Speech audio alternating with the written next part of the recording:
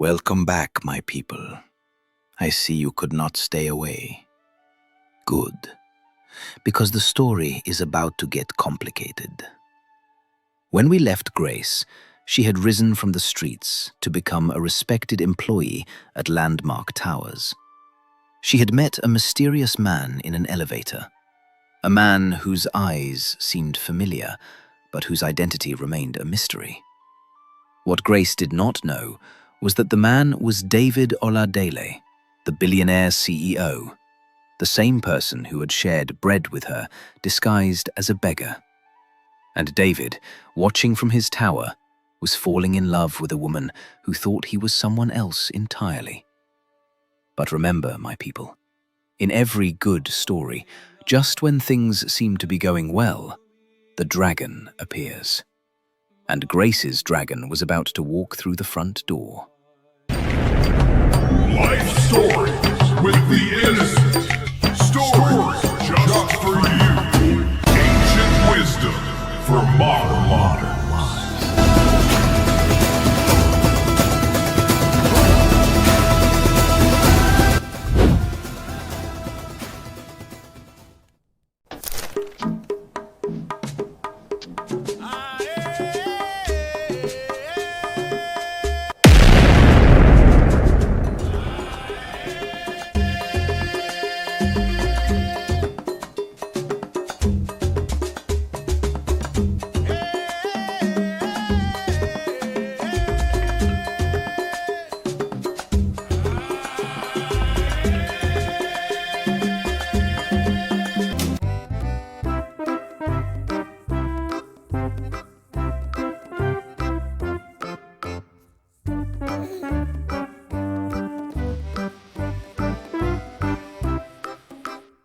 Beatrice Okonkwo arrived at Landmark Towers on a Monday morning. Not as a guest this time, but as an executive. She wore a blood-red power suit that cost more than most people's cars. Her heels clicked on the marble lobby like gunshots. Her sunglasses were Prada. Her briefcase was Bottega Veneta. Her attitude was pure poison, wrapped in designer labels. She had been hired as the new marketing director, a position her father's connections had secured for her, despite her complete lack of qualifications. But that was how the world worked for people like Beatrice. Competence was optional. Connections were everything. She swept through the lobby like a hurricane, barely acknowledging the receptionist who tried to direct her to human resources. She already knew where she was going. 53rd floor. Marketing department. Corner office with a view. As she waited for the elevator, Beatrice surveyed her new kingdom with satisfaction. This building was impressive. Not as prestigious as some of the international firms in Victoria Island, but respectable. And more importantly, it was hers to conquer. Beatrice had plans. She would revolutionize the marketing department, meaning she would take credit for other people's work. She would network with the executives, meaning she would flirt her way into their good graces. And eventually, she would meet the mysterious CEO himself. Because Beatrice Okonkwo did not just want a job. She wanted a husband, a rich one, preferably one who owned buildings like this. The elevator arrived. Beatrice stepped inside, pressed the button for the 53rd floor, and checked her makeup in the mirrored walls. Perfect, as always. What Beatrice did not know, could not possibly know, was that in approximately 4 hours and 17 minutes, her perfect world was about to explode. Grace was in the break room on the 20th floor when it happened. She was making tea for herself and coffee for Chioma, her supervisor, when one of the junior marketing assistants rushed in. The girl was buzzing with gossip. She announced to everyone in the break room that the new marketing director had arrived, and she was gorgeous, like a supermodel, wearing clothes that probably cost more than their monthly salaries combined. Grace smiled politely and continued making tea. She had learned in her weeks at Landmark Towers that the best way to survive office politics was to stay neutral, to nod, to smile, to say nothing. But then the marketing assistant said something that made Grace freeze. She said the new director's name was Beatrice Okonkwo. The teacup slipped from Grace's fingers. It shattered on the floor in a spray of ceramic and hot water. Everyone turned to look at her. Grace stood there, staring at the broken pieces, her heart pounding so loudly she was sure everyone could hear it. The marketing assistant asked if she was okay. Grace nodded automatically. She said she was fine, just clumsy. She would clean it up. But her hands were shaking. It couldn't be the same Beatrice Okonkwo. Lagos was a big city. There must be dozens of women with that name. It was just a coincidence. It had to be. But Grace knew, in that cold, sick, certain way you know things you don't want to believe, that it was her. Grace cleaned up the broken teacup with trembling hands. She went back to her desk. She tried to work, but she couldn't focus, because all she could see was Beatrice's face, twisted with rage, demanding that Grace apologize to a handbag.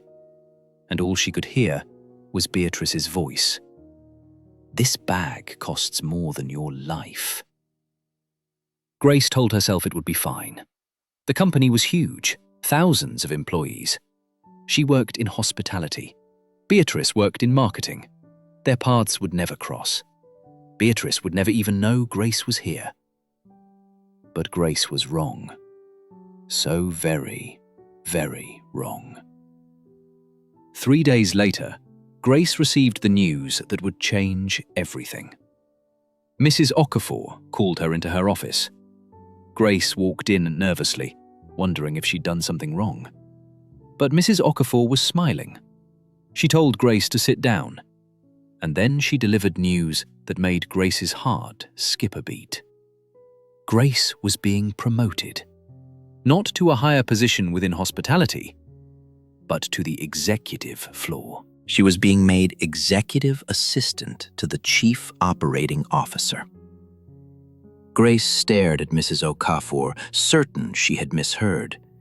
Executive assistant? To the COO? She had been with the company for less than 2 months. Surely this was a mistake. But Mrs. Okafor assured her it was not. She explained that Grace's work had been exceptional, her attention to detail, her professionalism, her attitude. Multiple people had recommended her for advancement, and the COO himself had requested her specifically. Grace asked why the COO would even know who she was. Mrs. Okafor's smile became mysterious.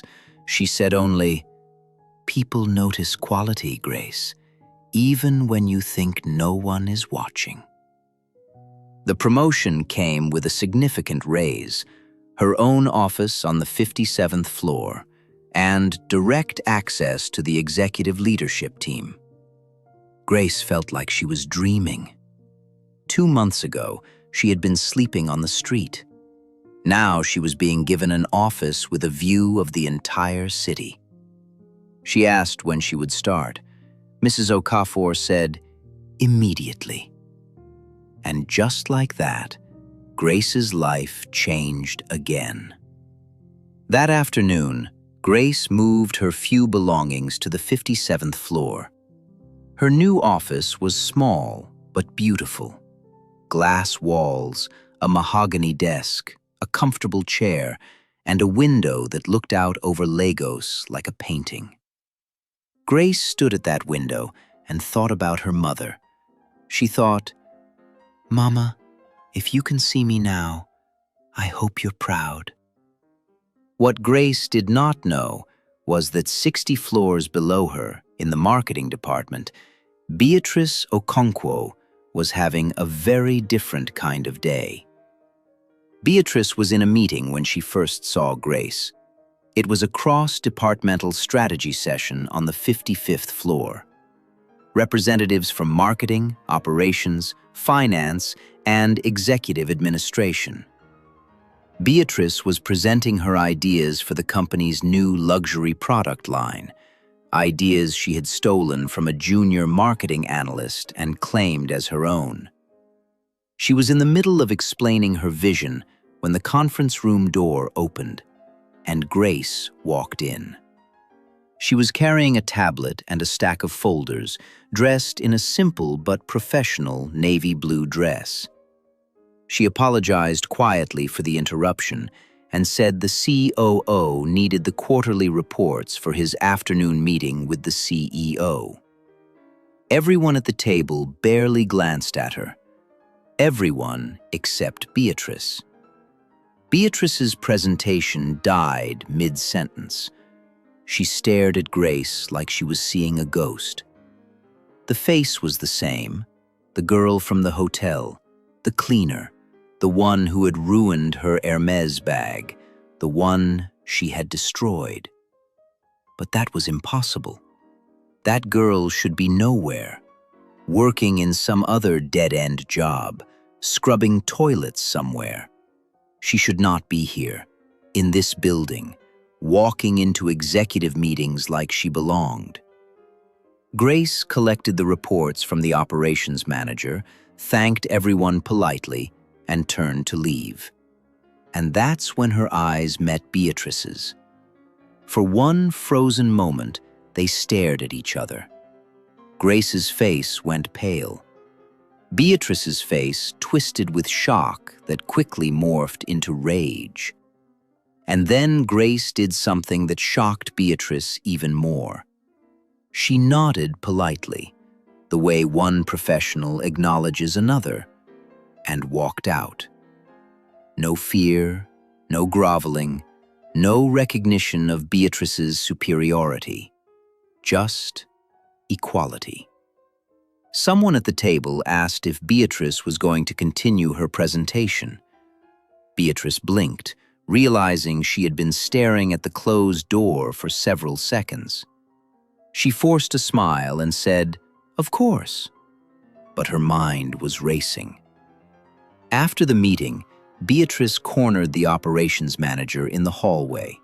She asked casually who that assistant was. The operations manager said that was Grace Adeyemi, the new executive assistant to the COO. Brilliant woman, incredibly efficient, rising star in the company. Beatrice asked how long Grace had been with the company. Less than 2 months, the manager said, but asking indispensable. Beatrice smiled sweetly and thanked him for the information, but in skies, she was burning. Beatrice spent the next week investigating. Not openly. She was too smart for that. She asked casual questions, made friendly small talk, took people to lunch and pumped them for information. And what she discovered made her blood boil. Grace Adeyemi had been hired directly by Human Resources. No one knew exactly who had recommended her, but it had come from high up. Very high up. Grace had started as a junior associate in hospitality. Within 3 weeks, she had been promoted to the executive floor. Everyone who worked with her praised her. Efficient, professional, kind. The COO apparently asked for her specifically, and this was the part that made Beatrice's hands clench into fists. Grace had been seen entering and leaving the 60th floor. The 60th floor. The CEO's floor. No one went to the 60th floor unless summoned by David Oladele himself. And Grace, this former cleaner, this nobody, was apparently summoned frequently. Beatrice felt the universe was playing a cruel joke on her. She was the one with connections. She was the one with a powerful family. She was the one who deserved access to the CEO. And yet, after 6 weeks at the company, she had never even received an email from David Oladele. But Grace was on the 60th floor. How? How? There was only one explanation Beatrice could think of. Grace was sleeping with someone powerful. Maybe the COO. Maybe one of the board members. Maybe, and this thought made Beatrice physically ill, maybe even the CEO himself. It was the only thing that made sense. Because a girl like Grace didn't rise this high on merit alone. She must have used the only currency women like her had: her body. Beatrice decided then and there that Grace Adeyemi needed to be destroyed. Not just fired, destroyed, humiliated, exposed for the fraud she clearly was. But Beatrice was smart. She knew she couldn't attack Grace directly, not when Grace clearly had powerful protection. No, she would have to be subtle, strategic, patient. She would watch. She would wait. And when the perfect moment came, she would strike. 2 weeks after Beatrice's discovery, something happened that gave her the ammunition she needed. It was a Friday evening. Most of the building had emptied out for the weekend. Beatrice was working late, not because she had work to do, but because she was hoping to accidentally run into one of the senior executives. She was riding the elevator down to the lobby when it stopped on the 57th floor. The doors opened, and Grace stepped in. She was wearing casual clothes, jeans and a simple blouse, clearly done for the day. When she saw Beatrice, she hesitated for just a fraction of a second. Then she stepped inside and pressed the button for the lobby. The elevator descended in painful silence. Beatrice stared straight ahead, her face a mask of cold indifference. But inside, her mind was calculating. Finally, just before they reached the lobby, Beatrice spoke. Her voice was ice. She said, "I know you." Grace didn't respond. Beatrice continued, "You're the cleaner, the one who ruined my bag." Grace's voice, when she finally spoke, was quiet but steady. She said, "Yes, ma'am, I remember." Beatrice laughed, a cold, bitter laugh. She asked how Grace had managed it. Which executive was she sleeping with? Was it the COO? Or had she aimed higher? Grace's face flushed, but her voice remained steady. She said, "I'm not sleeping with anyone. I got this job because I work hard." Beatrice's smile was venomous. She said, "Of course you are. Girls like you always do. You have nothing else to offer." The elevator doors opened. Grace stepped out without another word. But Beatrice called after her. She said, "Enjoy it while it lasts, because when they get tired of you, and they will, you'll be right back where you started, on your knees, apologizing to handbags." Grace walked away. She kept her head high. She did not look back. But her hands were shaking. And Beatrice watched her go with satisfaction. Because she had just confirmed what she suspected. Grace was vulnerable, afraid, breakable. That evening, Grace walked to a small diner near her apartment building. It was the kind of place she used to go when she was homeless. Cheap food, fluorescent lights, plastic chairs. She ordered rice and stew and sat in a corner booth, trying to calm the storm inside her chest. Beatrice's words kept echoing in her mind. "Girls like you always do. You have nothing else to offer. When they get tired of you." Grace tried to tell herself it didn't matter, that Beatrice was cruel and wrong, that she had earned her position through hard work. But a small voice in the back of her mind whispered, "But what if she's right?" Because the truth was, Grace didn't fully understand why she had been promoted so quickly. Yes, she worked hard, but so did hundreds of other people in that building. Why her? Mrs. Okafor had said someone high up had recommended her. But who? And why? Grace pushed her food around her plate, no longer hungry. And that's when she heard a voice. A familiar voice. Rough like gravel, but gentle. So gentle. She looked up, and there, standing beside her booth, was the old beggar. Old David. He looked exactly the same as the night they'd met. Tattered clothes, bare feet, that long grey beard. But those eyes, those clear, knowing eyes, were smiling at her. Grace gasped.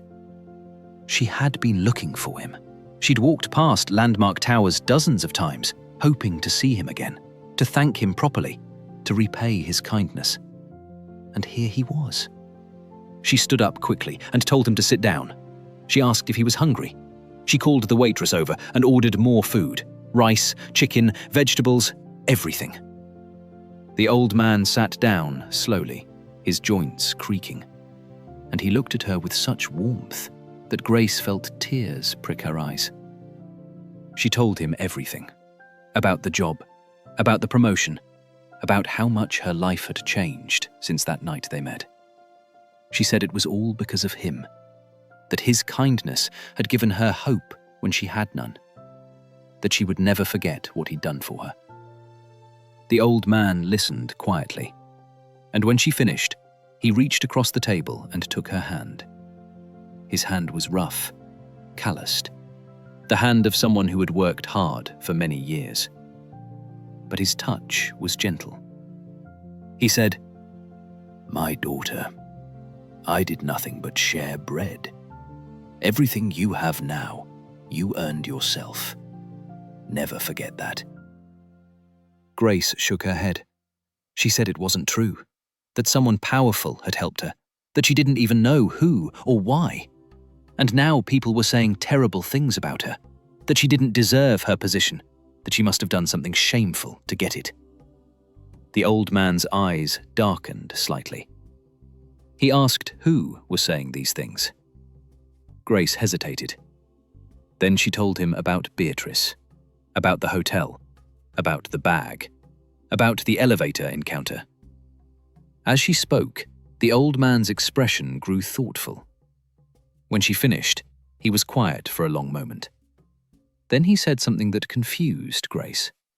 He said, "This woman, Beatrice, she judges people by what they own, not who they are.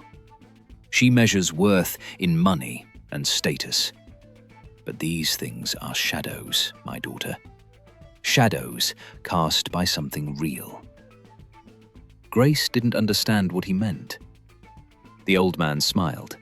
He said, "You will understand soon, sooner than you think. But when you do, remember this. The true measure of a person is not their position, but their principles. Not their power, but their compassion." The food arrived. They ate together, and the old man told Grace stories. Stories about ancient kings who disguised themselves as beggars to learn wisdom. Stories about the powerful brought low, and the lowly raised high. Stories about truth revealing itself when the time was right. Grace listened, captivated. There was something about this old man, something that made her feel safe, like nothing could truly hurt her as long as he was near. When they finished eating, Grace paid the bill. She insisted. The old man thanked her with that gentle smile. As they stood to leave, Grace asked him where he was staying, if he needed help. if there was anything she could do. The old man shook his head. He said he was exactly where he needed to be. And then he said something strange. He said, "You and I will meet again very soon, my daughter. But the next time we meet, things will be different." Grace asked what he meant, but the old man just smiled and touched her shoulder gently. And then he walked out into the night. Grace stood at the diner window, watching him disappear into the crowd. And for reasons she couldn't explain, she felt like crying. What Grace did not see, could not see, was what happened after the old man left the diner. He walked 3 blocks, turned into an alley, and climbed into a black Mercedes S-Class with tinted windows. Inside, Mrs. Okonkwo was waiting.